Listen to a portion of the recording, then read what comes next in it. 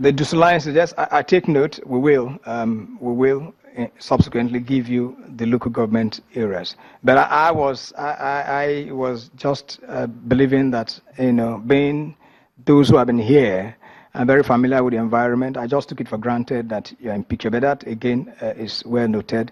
A greater part of it is actually in Damboa local government and all in the region of towards the Axis, with some part of Kaga local government, some part of Konduga, and of course to parts of Yobe State. The operation in its entirety was actually centered towards that general direction. The number of motorcycles, I do not have the figures here, but I have it. I didn't think that was useful, but I have the number. Would you mind? Can I have it? 301 actually, 301. So I left it out. I didn't think, but thank you for asking, so that it will be. Then Sadiq, the surveillance of the road. It does exist. I don't know when last you traveled along the road between Maiduguri and Damboa. You will have seen extensive work that is ongoing, clearance, which of course, even after the appeal we made to the public and to corporate citizens for them to give us some equipment, that has not come.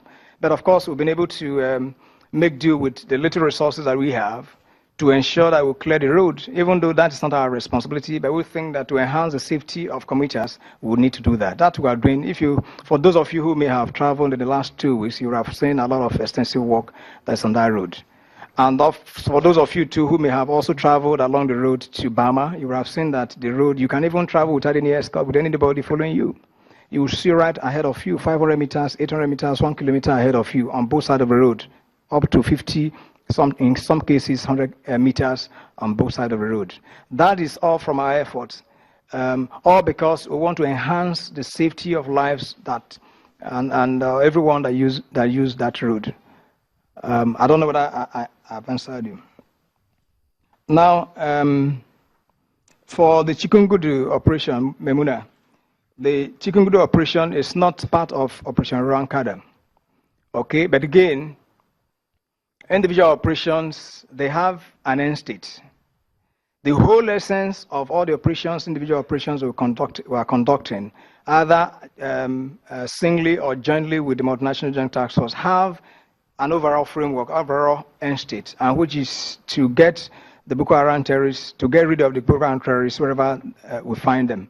But of course, because we also envisage that when the heat will be around the Lake Chad basin, holding Chikungudu will be very critical. So that's the reason why we felt we needed to go there, and that's why we're there, to ensure that whoever tries to escape from the Lake Chad general area is intercepted. So it's not part of the Operation Rankada. Then you equally talked about the arrest. I mentioned a good number of arrests. I treated that, all the arrests that we conducted, that we have to undertake within the period. That, of course, was contained in the brief that I gave. Now, Babagana, talking about synergy, because there was a rearrest. Look, everyone that we have released, we have profiled and we release. It's not impossible that if new information or new intelligence come, that it cannot be rearrested. So that they were rearrested does not mean that we're not in sympathy with or in sync with the police operation. That's not true at all. It's because of the information that is available that has led us to having him rearrested. Now, on the Muna attack, it was essentially a person-born IED attack, all aimed at causing, some form of disaffection or wanting to create some false impression as to what the situation is. A lot of devastation was carried out. Of course, 13 vehicles destroyed, and then aside the goods that are loaded in those vehicles. That, of course, is substantial, and that is unfortunate. But again, we have also indicated that what will now be seen, what we are seeing, they are actually not unconnected. I think that brings me to what Timothy, the question he asked.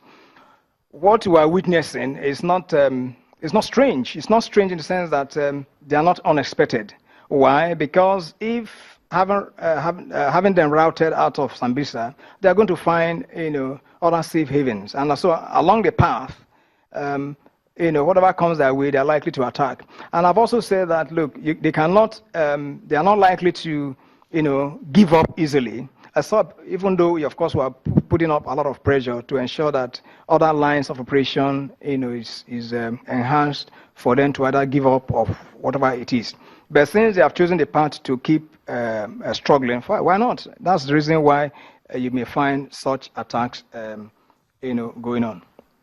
Now, Blessing, Amnesty International reports. Now,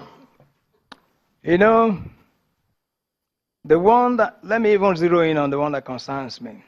And part of the report that they indicated was that there was a research, an interview which they conducted. Who is the person that they conducted a report with? Who did they interview? Now, the person that they interviewed,